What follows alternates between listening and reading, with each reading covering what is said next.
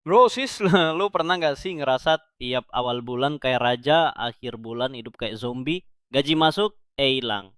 Kayak mantan yang nggak pamit. Padahal lo nggak boros-boros amat, cuma ya gitu, nggak jelas larinya kemana. Nah, sekarang kita ngomongin hal yang jarang dibahas waktu nongkrong.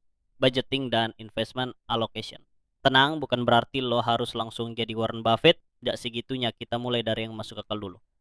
Kenapa penting? Karena kalau lo nggak ngatur uang, ya uang yang ngatur hidup lo. Dan percayalah, uang tuh nggak punya empati. Di video ini kita bakal ngebedah cara paling simple buat ngelola gaji biar gak cepet ambiar, ngebagi alokasi investasi kayak orang yang niat, dan tetap bisa ngopi healing tanpa dosa finansial. Lo bakal belajar bedain mana duit yang harus habis, mana yang mesti diem kayak mantan yang udah punya pasangan baru, dan mana yang bisa lo suruh kerja lembur buat masa depan lo. So, duduk santai, otak di setel ke mode melek finansial, dan kita mulai dari yang paling dasar, ngatur duit lo sendiri. Oke, sekarang kita masuk ke inti bahasan strategi alokasi keuangan yang bakal kita simulasikan. Kita pakai contoh gaji 10 juta per bulan bukan karena itu angka sakral, tapi karena masih cukup umum buat dijadikan patokan ilustrasi. Disclaimer dulu ya, gue paham di antara kalian pasti ada yang gajinya mungkin belum sampai segini, ada juga yang udah jauh di atas, bahkan mungkin pas-pasan tapi tetap semangat nyari celah buat ngatur keuangan lebih baik. Salut. Intinya ini cuma simulasi, angka bisa disesuaikan, prinsipnya yang penting lo paham kemana larinya duit dan lo bisa bikin duit lo kerja, bukan cuma ngilang kinan. Soal alokasi, berapa persen buat hidup, berapa buat nabung, berapa buat investasi atau trading, semua itu fleksibel, nggak ada angka sakti yang cocok buat semua orang. Lo bebas ubah sesuai situasi dan prioritas hidup lo. Yang penting kita ngerti konsep dasarnya, tahu kenapa harus disiplin, dan bisa ngontrol ego waktu lihat market lagi menggoda iman. Jadi yuk kita bedah satu-satu dari duit buat bertahan hidup sampai duit buat ngejar mimpi, kita atur pelan-pelan tapi pasti. Oh iya, sebelum lanjut, kenapa sih gue repot-repot bikin konten beginian? Selain biar bisa bantu teman-teman yang mungkin belum terlalu melek finansial, tujuan lainnya juga agak personal.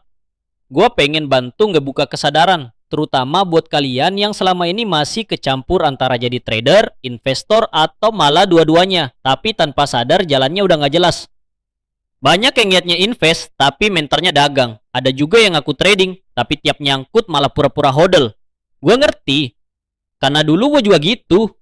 Makanya, harapannya dari materi ini, lo bisa mulai bedain mana keputusan yang rasional, mana mindset yang emang cocok gue jangka panjang, dan mana yang cuma infus doang karena FOMO atau TikTok. Gue nggak bilang strategi ini paling bener, tapi kalau lo bisa ngerti dasar-dasarnya, paling nggak lo punya pegangan. Mau jadi investor, trader, atau sekedar orang biasa yang pengen ngatur duitnya lebih sehat, semua bisa mulai dari sini. Tapi, gue tekankan juga ya, materi ini nggak bakal ngebahas secara mendalam soal perbedaan antara trader dan investor. Bukan karena nggak penting, justru itu penting banget. Tapi di sini kita lagi bahas dasar-dasarnya dulu. Soal budgeting, manajemen cash flow, dan alokasi investasi biar duit nggak cuma muter di kepala, tapi ada arah yang jelas. Tapi dari dasar ini, seharusnya lo udah mulai bisa ngeh. Apakah lo lebih cocok jadi investor yang sabar atau trader yang gercep? Atau malah harus ngerem karena selama ini lo cuma ikut-ikutan doang? Kita mulai dari yang bisa diterapin dulu, step by step.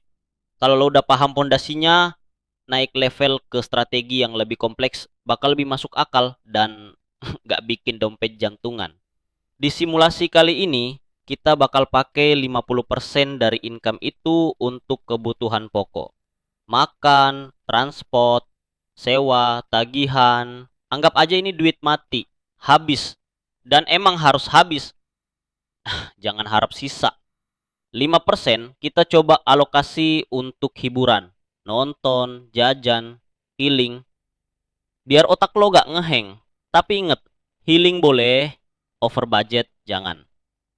20% kita sisihkan untuk tabungan, saving, dana darurat, target jangka pendek. Ini uang ngendap, jangan disentuh kecuali dunia kiamat. 20% kita sisihkan untuk investasi. Nah, ini bagian seriusnya. Investasi bukan buat gaya, Tapi biar lo bisa ngelawan waktu. Bukan cuma kerja buat hari ini. Sisa 5% kan?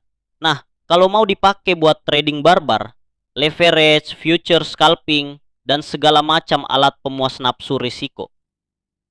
Terserah lo. Yang penting sadar, ini duit buat dijatuhin, bukan buat diselamatin. Nah, sekarang kita masuk ke strategic asset allocation.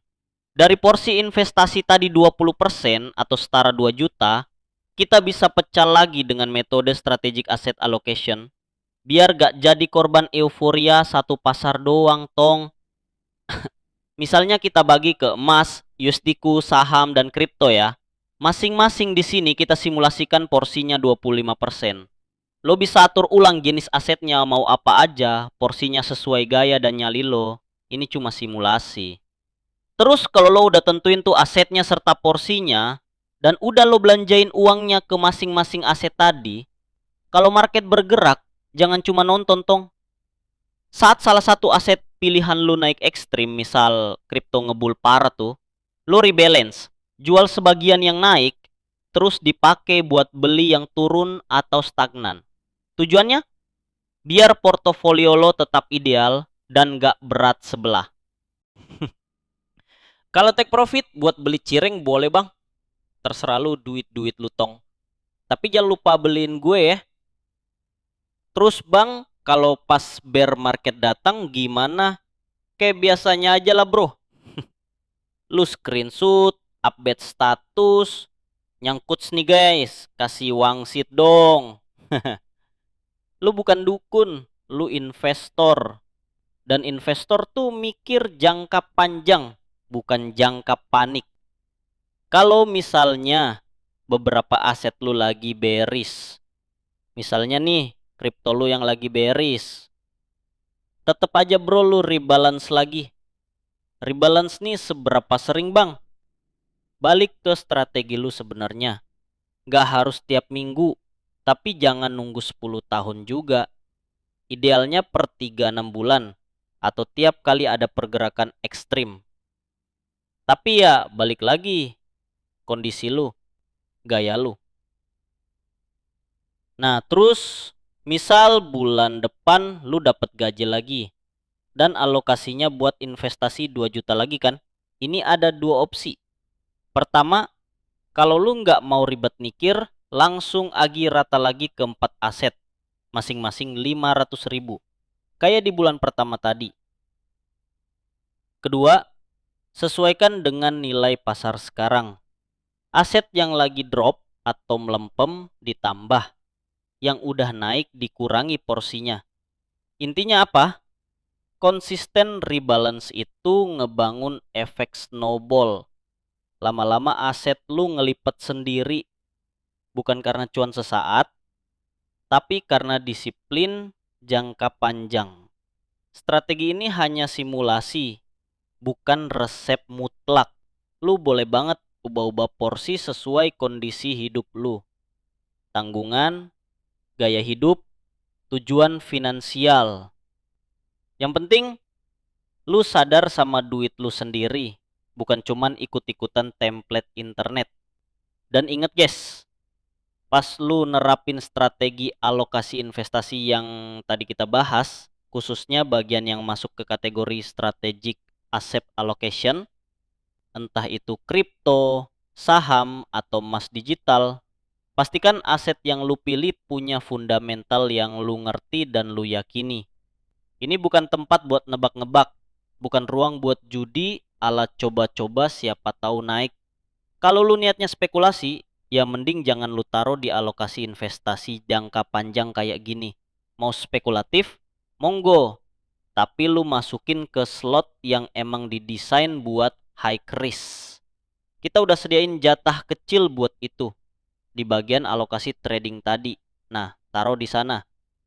Biar nggak merusak rencana, nggak ngacak-ngacak fondasi. Intinya, jangan bilang lu investasi, padahal mental lu lagi berjudi. Strategi bisa hancur bukan karena pasar, tapi karena mindset yang gak disiplin. Kalau lu masih ngira financial freedom itu dari gaji gede, lu ketinggalan zaman. Yang bikin merdeka itu pola kelola, bukan nominal semata. Nih, gue kasih gambaran pentingnya strategi rebalance itu apa. Di sini gue kasih simulasi dengan alokasi investasi tadi, gue pecah jadi 2 jalan berbeda. Satu yang atas ini gak pakai rebalance. Atau gampangnya, setelah lu alokasi budgetnya ke masing-masing aset, udah lu diemin aja tuh, gak lu apa-apain. Nah, satunya yang bawah ini disiplin rebalance. Dengan kondisi pergerakan market yang sama, supaya adil baik yang atas maupun yang bawah, yang membedakan hanyalah rebalance dan tidak. Lu bisa mati sendiri selama prosesnya berjalan sampai akhir, hasil akhirnya seperti apa. Kalau nanti lu masih bingung, lu ulang-ulang aja sembari dicerna pelan-pelan. Atau mau tanya di komentar juga boleh banget.